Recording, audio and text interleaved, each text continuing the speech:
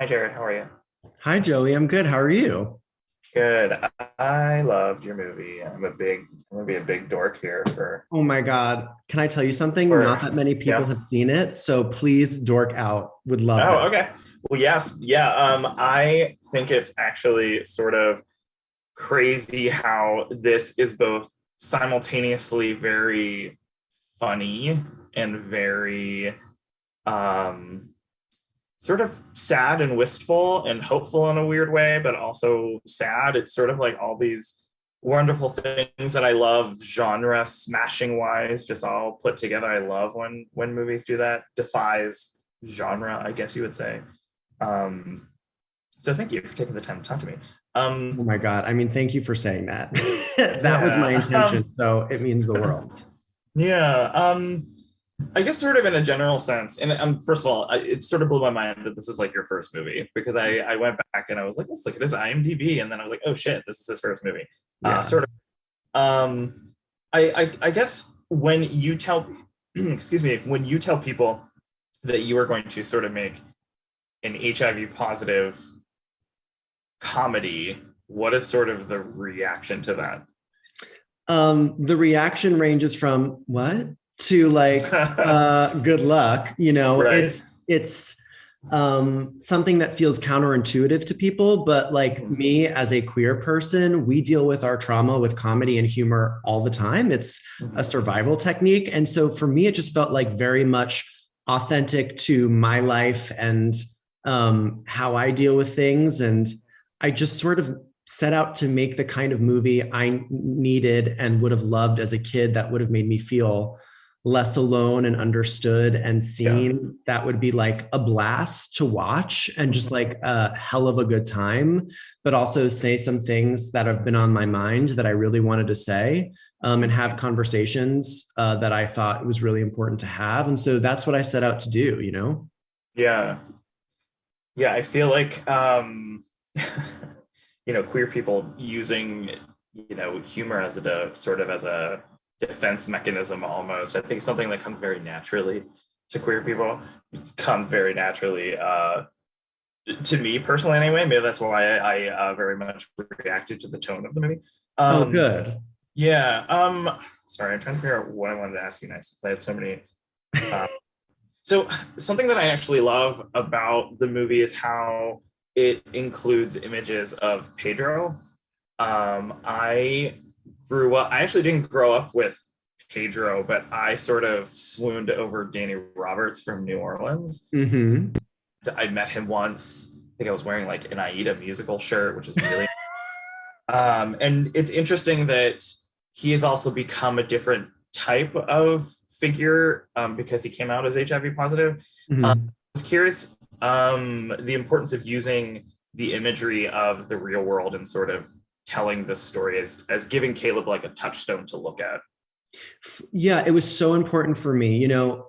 We as queer people, everything that we have and all is because the generations before us of queer men and women fought for us to have the rights we do and to be able to live the joyful lives that we're able to live. And I think that the intergenerational play of remembering them and honoring them and paying tribute to them, and especially by continuing the fight that they started to make it easier for future queer generations to live happy, fulfilling lives, was again another thing that was really paramount for me in this. And Pedro Zamora was the first HIV positive person on television. It was the first time we saw a same-sex commitment ceremony on television. And I'm so grateful that MTV, who did the Real World San Francisco and are the studio behind 3 months, allowed me to use that footage of that commitment ceremony in this film, because he inspires me and he inspires Caleb. And in order to know where you're going, it's very important to know where you come from. And we as queer people, I think we do a good job of that, and we should keep doing a good job of that, of just honoring, our elders in a respectful and dignifying way. Yeah, I think that sort of goes along with something else I wanted to ask about giving Caleb that intelligence and reference because I knew I was going to vibe with the movie when he's explaining what happened. I think it's within the first 10 minutes. And he says, I met a Slavic guy who could name every best actress winner since 1962. So I slept with him. That's a very like Louis Vertel sort of reference point that I really, really love. Mhm. Who is Um, my best friend, by the way? are you serious? No way. Yeah. I actually meant to look that up before I jumped on the call, but I totally forgot. Yeah. He's like my best friend in the whole world. Yeah, I see. I think I've seen many a video of him just rattling it off every year. I love that so much. We every Wednesday before the Oscars, we go to O'Brien's in Santa Monica for Oscars trivia night with all the people who won Jeopardy. And him and I, who are just like Oscars awards fanatics, will like answer every question and do the spreadsheet. And it's like how our friendship formed. And Oh God. yeah, that line is literally a line I've said before, I think. Yeah. Okay. So it just felt true to me and it felt honest for me. So I wanted to share that with the character of Caleb, and I sort of built him that way. And then like for literally Ellen Burstyn to play his grandma, who is one of those actresses, it's sort of like really was full circle. I love you have an Alice Doesn't Live Here Anymore poster behind you. And My two guardian angels, Ellen Burstyn and Rihanna. I love that. Two very different, but also very obviously very influential. So I love that. Yes. Both fearless, powerful women who are the best at what they do. You know, we stand. Yeah, of course. The cast in this movie, like, my God. Anytime someone else popped up, it was just like, oh, Ellen Burstyn, oh, Louis Gossett Jr., oh, Judy Greer, who's like a queer icon in her own right. Okay. I like something that the script does where it shows how, especially because Caleb is so young, it doesn't shy away from like the sexual horniness of him. And I was curious about wanting to do that just because any sort of story that deals with HIV or AIDS, I feel like that's really missing from the story. And I want to know, and it also sort of hits home the fact that, you know, people who are positive or people who have been dealing with this for so many years, they still have sex. They still have those sexual feelings. So I was curious how important that was to put that into the story. So important. So important. Sex positivity is something that we need more of. I think this movie sets out to do a lot of things, and one of them is to sort of deconstruct the shame that we as queer people have been forced to feel about our sexuality and our sex lives. And a lot of that is rooted in the homophobia during the height of the AIDS pandemic and the 80s and 90s. And I think I lost you. Hi. Oh, I'm back. I think I magically just reappeared. Yeah. But I think we're like programmed and hardwired to have this fear and this shame, and, you know, getting the opportunity to tell a story like this, which we don't get as queer storytellers so often, you know, to have a major studio movie come out with, you know, queer protagonists dealing with this subject matter. It was so important because, like, the truth is, you know, we're all sort of sexual beings by nature. We're all human. And I really, again, wanted to show an honest portrayal of a teenager going through this experience. And it would feel dishonest to be sex negative or to pretend that he's a saint or puritanical when it comes to sexuality. And so I worked really hard on making sure to get that right and make it feel really authentic. Yeah. The scene where the two of them are in the bedroom together, there's something that's very like exciting, but you're also, because you're aware of the story, so I was like, oh my God, what are they going to do? They shouldn't do that. Oh, but you know, they can't help themselves. So I love that very, very much about the story. I wanted to ask about having Javier Munoz on set, because I feel first of all, he's a wonderful actor. When he started in Hamilton, I was like devouring every news story about him.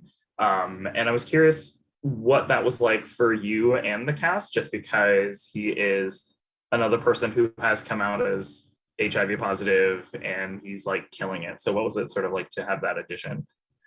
It is one of the great joys of my life, to be honest, to be able to work with Javier. This role was always for him. He was the first person we cast in the film. I was flown out to New York to meet with him after he read the script, and we really connected and hugged and cried in my hotel lobby talking about it. And it is such an honor because he's first of all, such a gifted actor, but Yeah. obviously being the advocate that he is, bringing the life experience that he has to the table into this film was invaluable. It makes his character and his performance, he oozes with compassion and understanding. And for someone who's a teenager going through this experience, who wouldn't want a healthcare provider who can guide you through those challenges with love? And Javier always comes from a place of love, both as a person and as an actor. And it's one of my favorite performances in the film. And I just treasure my time with him. And it's again, like the opportunity to work with someone who you admire so much was really, it was a moment I'll never forget, to quote Whitney Houston. Yeah, there's a tremendous amount of honesty that I think that he brings. Like I felt whenever Caleb was having scenes with him, I felt like Caleb was very much in good hands, and he would not lie to Caleb. He would be very upfront with him. I love those exchanges, and people need to cast him in more stuff. Yes, please. Yes, please. I wanted to ask about the amusement park scene, because I feel like that scene has to sort of be kind of, well, let me go back. I think that some people assume that shooting a scene like that, you just put the camera down and you just let it go. Those two guys have so much chemistry. Yeah. And Troye Sivan, I did not know that he had, like, I mean, I know he has charisma, but I didn't know he had like this much charisma. But I was curious what it was like to sort of film that, because there's a lot going on there, but it's sort of, we get to watch that sort of blossom, not to use a Troye Sivan reference, but blossom. Yes, it blooms. Yeah, it blooms. The chemistry between Troy and Vivek and Caleb and Esta is so integral to the success of telling this story effectively. And their chemistry was through the roof and so magnetic. And they're both such gifted actors in their own way. And it was so wonderful to work with them and to watch them. It's like I'm still gagged by it when I see scenes between the two of them. But the funny thing about that scene is, so I don't know if people know this, but I wrote this movie 10 years ago, finally got the opportunity to direct it. And we went into production in March 2020, and we're shut down 2 weeks into filming for the global, pandemic. What happened? What do you mean? Yeah, right. And so I was like, I finally get this opportunity and it's taken away. And I didn't know if we would ever finish, but we eventually went back 6 or 7 months later. And luckily, like the karaoke room scenes that you see in the support group scenes were all shot before. So it's like a bunch of people. Yeah. But the theme park scene they were just supposed to go to the theme park. Esta didn't work there. It was supposed to be like hundreds of extras. And then I couldn't do that because of COVID. And whenever there's a challenge like that, especially with COVID, I take it as an opportunity to find a way to make it even better, to overcome the challenge, but make the story more interesting. And so I made Esta work there. And it was like when the park was closed, so it could be like this grand romantic gesture. And honestly, I think it's so much more powerful that way. And I'm so happy that it turned out. And I had to adapt to that, to our new circumstances. But yeah, I mean, some of it was planned, some of it was run and gun guerrilla shooting, but all of it with for me, that seems so much about energy and the connection between the two of them. And they were so dropped in and connected with each other that everything felt so romantic and so fun. And that was one of my favorite days to shoot, especially on the water boats, because it was like you're watching people fall in love in front of you. And it was a blast to shoot. And I think it's like a blast to watch. It's one of my favorite sequences in the movie. Oh, yeah. Well, it also actually, the circumstances almost even raise the stakes too, because if they were with a lot of people, if it was awkward or anything, they could probably, just blend in with the crowd. But since they're alone, it's literally just the two of them in this wide open space, and they sort of have to really make an effort with each other. So I think I love hearing that. That's amazing. Oh, great. Yeah. We're running a little short on time, so let me just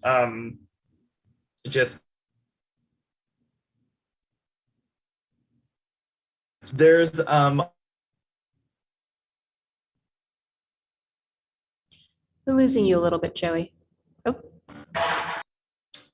apparently my connection hates me. So um sorry. I was just gonna tell you I love the stuff with Amy Landecker. I think it's great that she, she's such an ally. She is loves the community so much. I'm glad that you gave her such a challenge because it's sort of like, oh, I've never seen her in that light before. Um, and that last scene between Troy and Ellen Burstyn, where she says, waiting doesn't mean turning yourself into the kind of person who lets the world decide who you are and what you can do. I had to like pause the movie because I think that is very true, especially for people who are dealing with this sort of circumstance, and the shame and the sort of stigma around it. So I think that's a beautiful line. So I just wanted to tell you that before I let you go. Thank you. Yeah, that was my favorite scene in the movie. It's Yeah, I can imagine. it's the thesis statement of everything that I want to say. And unfortunately, it's even way more relevant now with COVID and waiting in this pandemic for things to take a turn for the better. But I'm like so moved by how much you connected with the film. Again, I haven't really talked to a lot of people who've seen it because we weren't able to test traditionally because of the pandemic. So Yeah. I'm so grateful that you took to it. And yeah, I will say a lot of people that who ask me like, what are you watching lately? Are you talking about, this movie? They had just heard the announcement about it. So a lot of my friends are very excited to check it out. So I think a lot of people are going to connect with it. I think a lot of people are really going to love it. I'm glad it's on a platform where people have access to it easier since we're still dealing with all this bullshit. So I think it's a beautiful movie, very funny. I think it's hard to do a beautiful movie like this and still be funny. So thank you so much for your time and good luck with the rest of the movie. Thank you, Joey. You're the best. I appreciate you so much. Yeah. Have a good day. Stay safe. You too.